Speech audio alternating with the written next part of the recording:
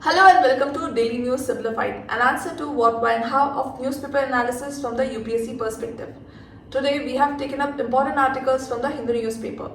Topics which we are going to discuss are displayed on your screen. Let's begin the discussion. Now, first discussion is based on this article, and this article appeared on page number 10.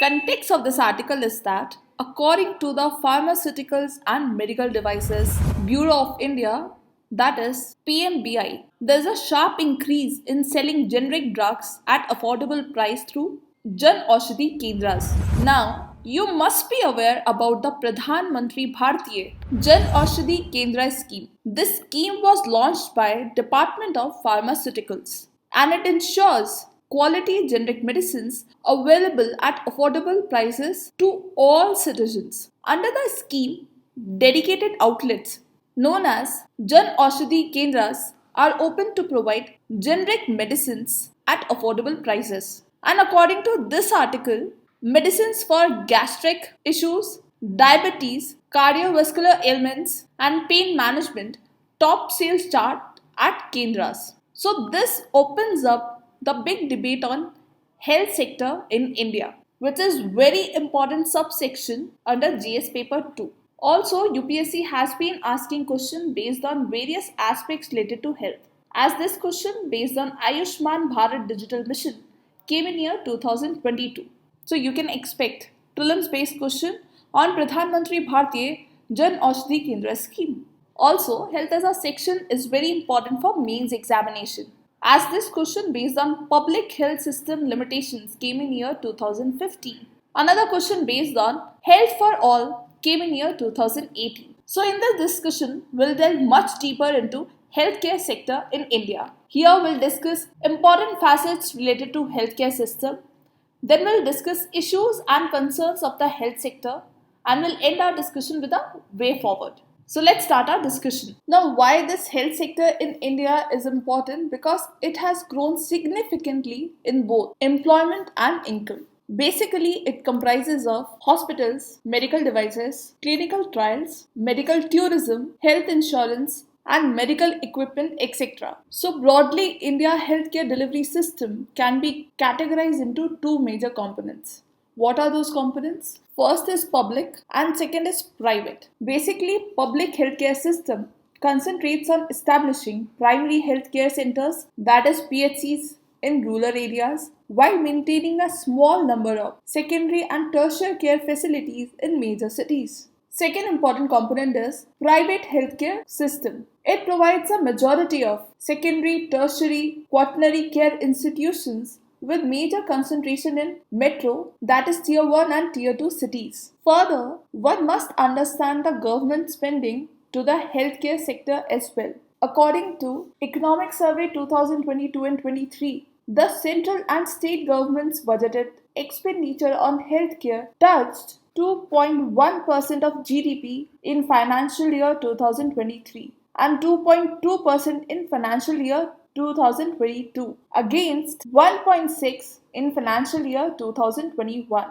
So with this we can see that contribution of central and state government is increasing with respect to expenditure on healthcare. Also, the recent budget allocated, that is rupees 86,175 crore to the Department of Health and Family Welfare for the financial year 2023 to 24, and this is roughly rupees 615 for every citizen. So with these two facts, we can see that current allocation has marginally increased from that of the previous financial year. Now, as you know that India's healthcare system has improved significantly in terms of health indicators. For example, IMR, that is infant mortality rate in the country, has gone down from 146 in 1951 to 28 in 2020 according to data by the government. Also, maternal mortality rate, that is MMR, in the country has also declined to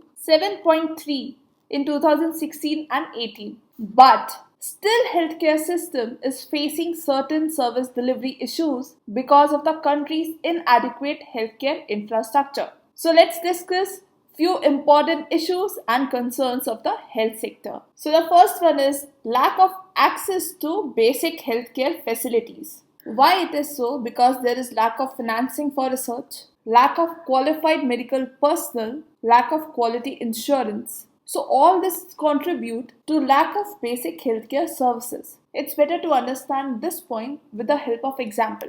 According to 15th Finance Commission, every allopathic doctor in India caters to at least 1,511 people, which is much higher than WHO norms. According to WHO, one doctor should be there for 1,000 people. Also, there is shortage of trained nurses, as in India, currently nurse to population ratio is about 1 to 670 people, which is again against the WHO norm of 1 to 300 people. So now you can see that in India, one doctor is handling 1,500 people against WHO norms with which one doctor is responsible for 1,000 people. So if this burden is more on doctors, then somewhere it will hamper the quality assurance, which in turn will hamper the basic healthcare services. Also, in 2018, National Health Profile, a document brought out by the government as an update on the state of health infrastructure and diseases profile. This document estimated that one allopathic doctor in India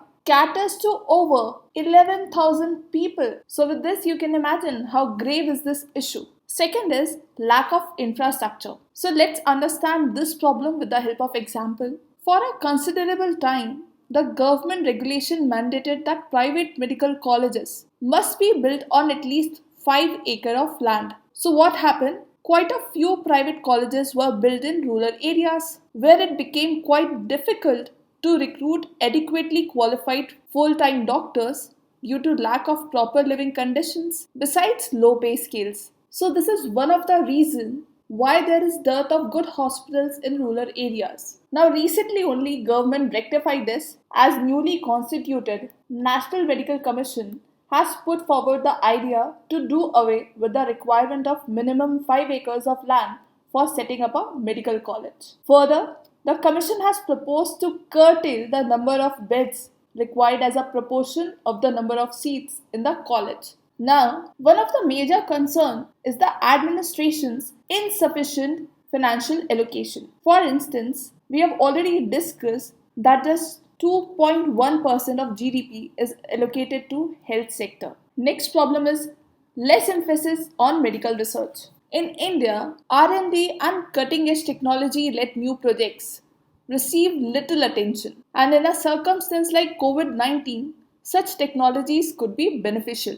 Next problem is fake doctors. Rural medical practitioners, that is RMPs, who provide 80% of outpatient care have no formal qualifications for it, and people fall prey for such quacks, often leading to grave disabilities and loss of life. Next problem is medical workforce shortage. In India, there is a shortage of doctors, nurses, and other healthcare professionals. According to a study presented in Parliament by Health Minister, India is short of 6 lakh doctors in 2019. Next problem is out-of-pocket expenditure. To understand this, first you should know what is out-of-pocket expenditure. It is the money paid directly by household at the point of receiving healthcare. So problem arises when this occurs when services are neither provided free of cost through a government health facility, nor is the individual covered under any public or private insurance or social protection scheme. This you can understand that government contribution to insurance stands at roughly 32% as opposed to 83.5% in UK. So you can see the difference between government intervention here. Second is no focus on preventive care. What is preventive care? It means the measures that taken to prevent diseases rather than treating them. So in India, preventive care is undervalued despite the fact that it has been shown to be quite beneficial in alleviating a variety of difficulties for patients in terms of unhappiness and financial losses. Next problem is policy making. Now, as policy making is very crucial in providing effective and efficient healthcare services, ideally, public health policy needs to be focused towards proactive healthcare and not towards reactive healthcare. What does it mean? that one should not wait for diseases to occur. So these are all issues and concerns with respect to health sector in India. Now, before moving to the measures required in the health sector, now let us see a few government initiatives in this regard. As central government supports state governments in providing health services through a range of primary, secondary and tertiary care system, despite the fact that health is state subject. So first, very important measure taken by government is Ayushman Bharat. It has two components. The first one is Health and Wellness Center, which will provide comprehensive health care and will be responsible for providing free essential drug and diagnostic services. Another important component is National Health Protection Mission. This will subsume the ongoing centrally sponsored scheme, that is Rashtriya Swasthya Bima Yojana, and another one is Senior Citizen Health Insurance Scheme. Also, you should remember that it is a government sponsored program for low income families. It has the ability to cover roughly 50 crore people. Also, it covers secondary and tertiary care hospitalization for up to 5 lakh per household per year. Second initiative is National Ayush Mission. This mission is responsible for the development of traditional medicines in India as a centrally sponsored scheme until 2026. Another important measure taken by government is National Health Mission, which encompasses two submissions. The first one is National Rural Health Mission and another one is National Urban Health Mission. And the main programmatic components includes health system strengthening in rural and urban areas, then reproductive, maternal, neonatal, child, adolescent health, and communicable and non-communicable diseases. Next important initiative is Pradhan Mantri Bharatiya Jan Aushadhi Pariyojana Kendra. This has been set up to provide generic drugs which are available at lesser prices but are equivalent in quality and efficacy as expensive branded drugs. So how this will help? This will help to reduce out-of-pocket expenditure. Now, having seen the issues and concerns with respect to health sector in India and government initiative in this regard, now let us understand few measures required in the health sector. Now, the foremost improvement required in this sector is improving infrastructure. There is an urgent need to improve the infrastructure of public hospitals, which are overburdened as a result of India's large population. Also, government should encourage private hospitals. Why? Because they make a significant contribution. Over 70% of total healthcare expenditure is accounted for by the private hospitals. However, private hospitals don't have adequate presence in Tier 2 and Tier 3 cities, and this should be addressed by appropriate policy interventions. Next is to increase efficiency. How? Now, to improve the sector's capabilities and efficiency, what is required is more medical personnel. So, more medical personnel must be hired. Next important measure is utilization of technology. So, in order to connect the dots in health system, technology must be used. For example, telemedicine, medical gadgets in hospital and clinics, mobile health apps, sensors. These are few examples of technology that should be included in this area. And a very important measure is awareness. People should be made aware of the importance of early detection and prevention. How this will help? It would assist them in reducing their out-of-pocket expenses. Next very important measure is network of health and wellness centers. Now, the establishment of network of health and wellness centers should be complemented with public health programs through soft touch governance, using targeted messaging and mobilizing the youth. These centers would deliver comprehensive primary health care, that is, bringing health care closer to the homes of people, covering both maternal and child health services and non-communicable diseases, including free essential drugs and diagnostic services. For example, eSanjeevani, Ayushman Bharat Health and Wellness Center. So, having seen important measures required in this sector, a comprehensive approach is needed to address issues in the Indian healthcare sector. This necessitates active cooperation among all parties involved, including those from the public, corporate, and individual sectors. Government must continue to be interested in strategic health policy as a significant economic component.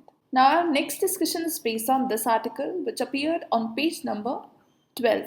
Context of this article is that in a bid to bring in more friendly initiatives, the Pension Fund Regulatory and Development Authority intends to introduce a plan during the second half of this fiscal to allow subscribers of National Pension Scheme to withdraw 60% of the accumulated corpus in a systematic manner instead of the current system of a one-time withdrawal. So as per the proposal, NPS subscribers would be allowed to systematically withdraw 60% of their corpus post-retirement up to the age of 75 years instead of the current system of one-time withdrawal, while 40% has to be invested in annuity. Now, as you know, National Pension System is a retirement benefit scheme introduced by Government of India to facilitate a regular income post-retirement to all the subscribers. And you know that welfare schemes for vulnerable sections of the population by the center and state, and the performance of this scheme is important sub-theme under GS paper 2. Also, the scheme is related to growth and development, which is important component under GS paper 3. Further, NPS as a theme is quite important because UPSC has already asked question based on the same in year 2017. We'll discuss this question in later part of our discussion. So in this discussion, we'll look into what is National Pension Scheme, what is the difference between old pension scheme and new pension scheme. Then we'll move to need for pension and we'll look concerns related to old pension scheme. So let's start our discussion. Now, what is National Pension System? It is a pension cum investment scheme to provide old age security to citizens of India, and it is regulated by Pension Fund Regulatory and Development Authority. Now the next question is, who can join National Pension System? Any individual citizen of India. This includes both resident and non-resident in the age group of 18 to 65 years. Now let's see what are the different sectors involved in this. The first is government sector. Now central government had introduced the National Pension System with effect from January 1, 2004, except for armed forces. Also, all the employees of central autonomous bodies who have joined on or after the above mentioned date are also mandatorily covered.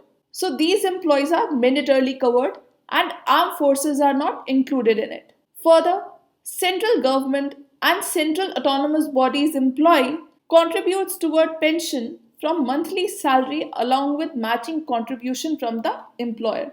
Now what is the scenario with the state government? Even state government have adopted this architecture.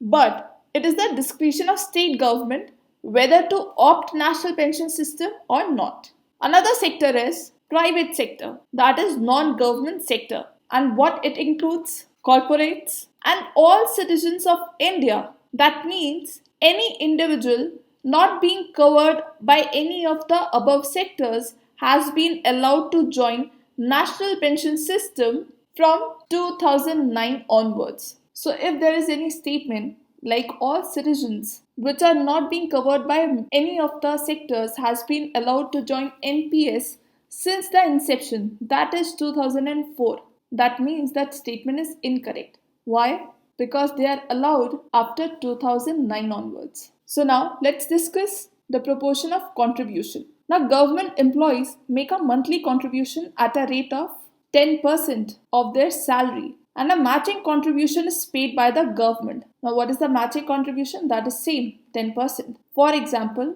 X salary is 100 rupees. So 10% of 100 will be contributed by the government employee, and the same 10% will be contributed by the government. But now for central government employees, the employer's contribution rate has been enhanced to 14%. That is from 1st April 2009. So earlier, government contribution was 10% similar to the employee's contribution, but now it's 14%. That is 14 rupees in this case. So now what happens to the contribution? This contribution invested in certain pension funds, which in turn invest in different asset classes such as D6, shares, bond, etc. to generate high return. And this will be done through a annuity model. And what is that? It is a financial instrument which offers monthly, quarterly, annual pension at a specified rate for the chosen period. The onus of purchasing the annuity plan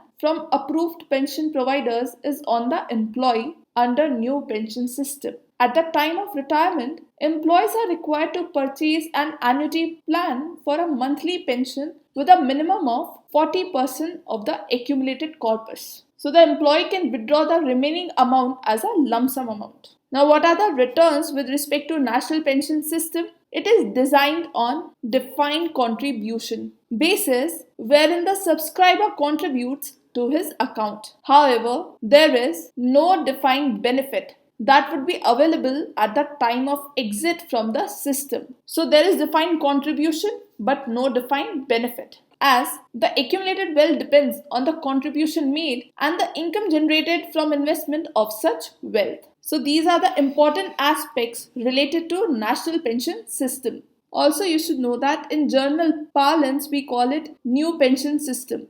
Similarly, we call all previous framework as old pension system. So now let's discuss important difference between new pension scheme and old pension scheme. Now, the first difference is nature of scheme. As we have discussed that new pension system is revolved around defined contribution. This we have already discussed, as government employees make a monthly contribution at a rate of 10% of their salary and the employer's contribution would be 14%.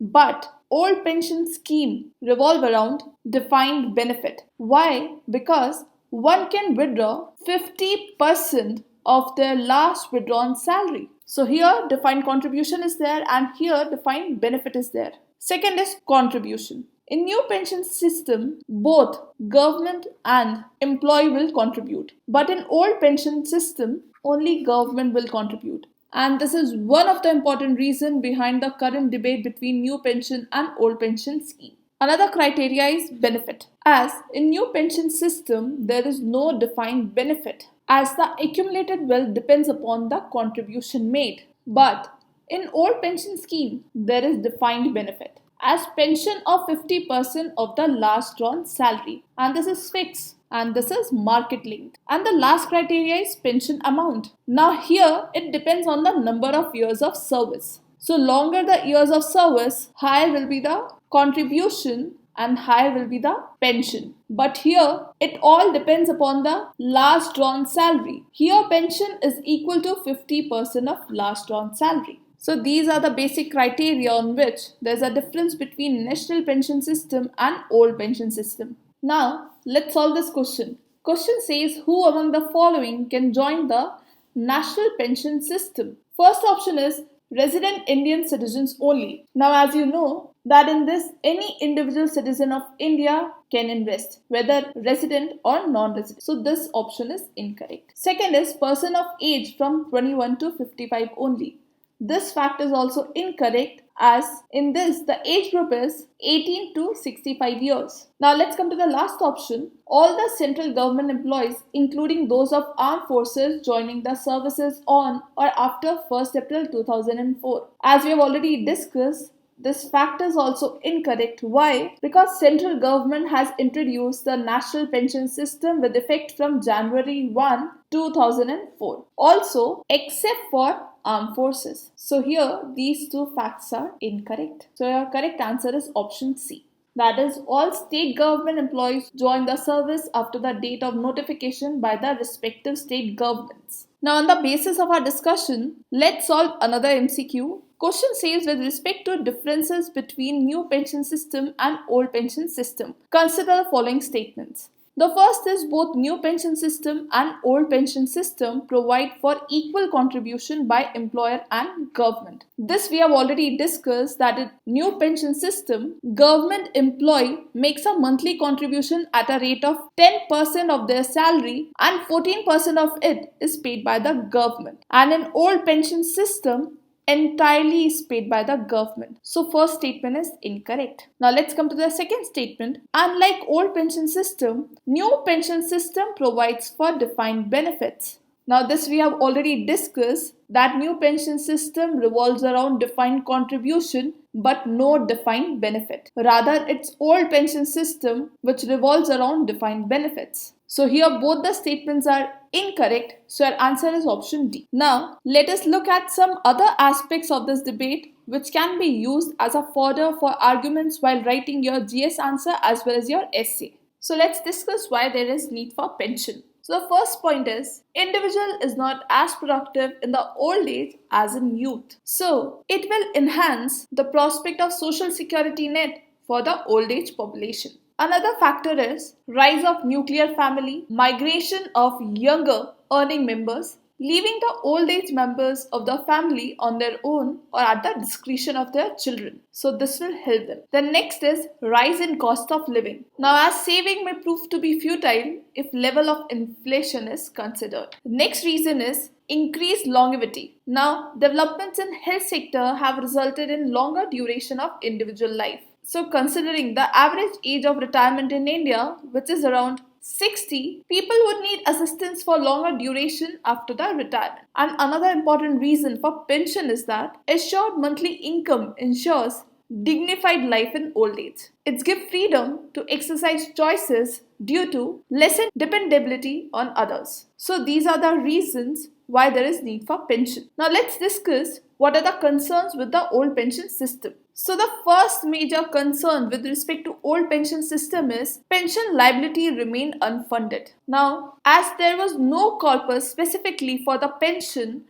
which would grow continuously and could be dipped into for payments. Now the government of India budget provided for pensions every year. There was no clear plan on how to pay year after year in the future. The government estimated payments to retirees ahead of the budget every year, and the present generation of taxpayers paid for all pensioners as on date. The pay-as-you-go scheme created intergenerational equity issues, meaning the present generation had to bear the continuously rising burden of pensioners. So this is one of the major concerns. Another is that old pension system is unsustainable. How? As pension liabilities would keep climbing since pensioners' benefits increased every year, like salaries of existing employees, pensioners gain from indexation. So over the last 3 decades, pension liabilities for the center and states have jumped manifold. In 1990 and 91, the center's pension bill was rupees 3,272 crore and the outgo for all state put together was rupees 3,131 crore. And by 2020 and 21, the center bills had jumped 58 times. That is 1,90,886 crores. And for state, if you see, it's 125 times. That is 3,86,000 crores. So you can see the difference between the amount. Next problem is lesser availability of funds for competing demands, especially in case of states. The availability of funds for range of the provisions like of health and education facilities, public transport takes a bow. This point better to understand with the help of example. In 30 years, the cumulative pension bill of states had jumped to 3,86,000 crores in 2020-21 from 3,131 crore in 1990 to 1991. So overall pension payments by states eat away a quarter of their own tax revenues. For some states, it is much higher. For example, for Himachal, it is 80% pension as percentage of the state's own tax revenue. And for Punjab, it is 35%. So if wages and salaries of state government employees are added to this bill, states are left with hardly anything for their own tax receipts. So this is one of the biggest problems. Next problem is better health facilities would increase life expectancy. and increased longevity, that means extended payouts. Another is issue of intergenerational equity. Today's taxpayers paying for the ever increasing pension of retirees, with pay commission awards almost taking the pension of old retirees to current level. What does it mean?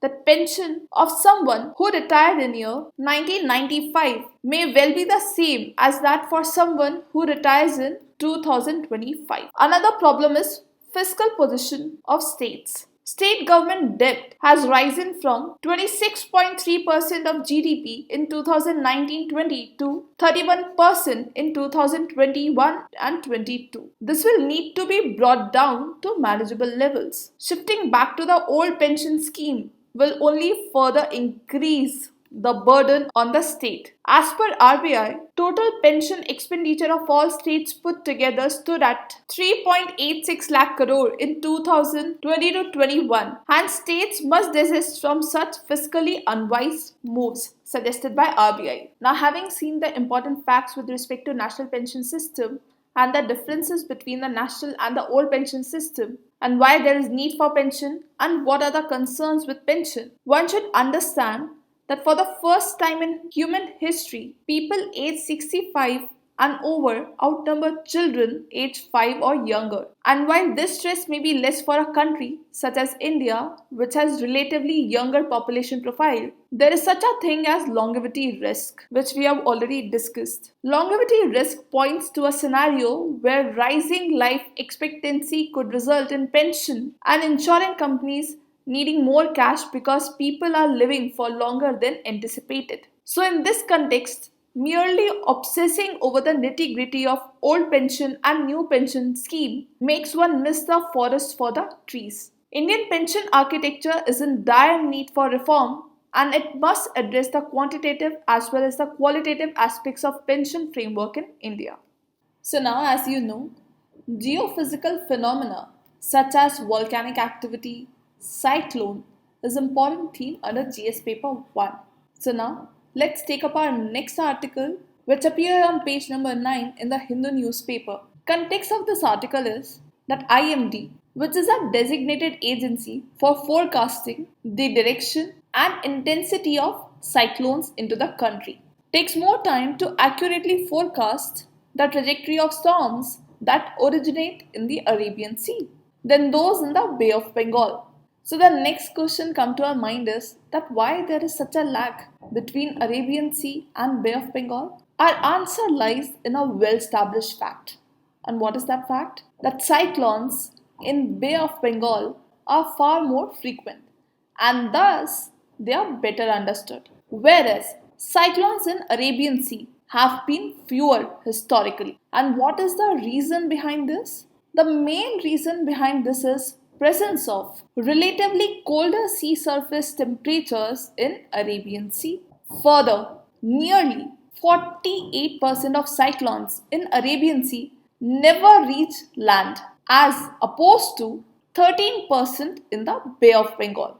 So now as you know that cyclones in Arabian Sea have been fewer historically, then what is the reason behind such a rise in frequency? And the obvious answer lies in phenomena global warming, which is causing the Arabian Sea to be heating up more than average and wetting greater and increasingly stronger. Cyclones like Biparjoy, which is barreled into Gujarat recently.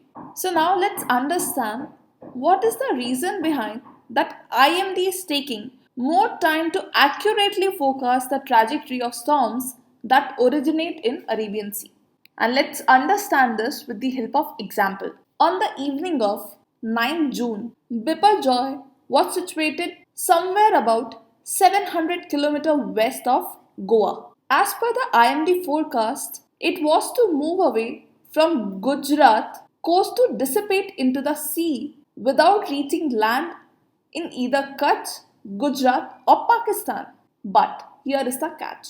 Only on June 11, or 4 days before Biparjoy commenced landfall, did the IMD first suggest that storm will strike India. Contrast this with the most recent storm, Mocha, in the Bay of Bengal. Here, 9th May, IMD forecast that Mocha then located in southern Andaman Sea, would recurve, that is, sharply change direction towards Bangladesh Myanmar coast. This was the trajectory that the cyclone largely adhered to when it made landfall on May 14 between Cox's Bazar, that is in Bangladesh, and Sitwe in Myanmar. So this was the prediction. So here you can see the gap. Here IMD couldn't able to make the accurate forecast even 4 days before Biparjoy commenced landform.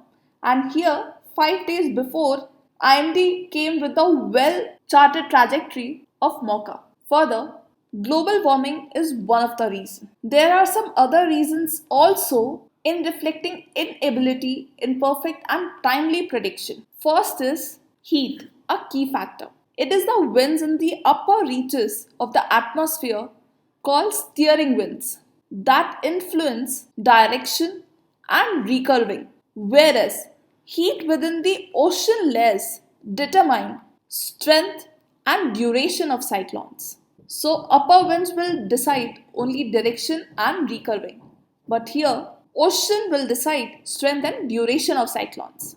Now, why there is a problem? Because heat within the ocean layers is better captured in current IMD model, and the wind component is not fully captured in our models. Further, there are factors unique to Arabian Sea that influence a cyclone's intensity and movement, and that is Arabian Sea has a much deeper, that is up to 40 meters layer of warm water compared to the Bay of Bengal. So many of times these subsurface values aren't captured in the prediction models, and that is why the strength and speed of cyclones aren't actually captured in advance. Further, cyclone as theme is important because in year 2014, UPSC has asked question based on factors related to genesis of tropical cyclones. In year 2013, there was question based on nomenclature. Now this theme is also important from prelims perspective. In 2015, there was question based on characteristics of cyclones. Same in year 2017. So you can cover all these important aspects related to tropical cyclones from our previous DNS sessions. Like basics of tropical cyclones, you can cover from DNS 13 December 2022. Nomenclature aspect you can cover from DNS 18 to 14 May 2023. And cyclones effect on monsoon onset you can cover from DNS dated 19 June 2023. That's all for today. Stay tuned for more such updates.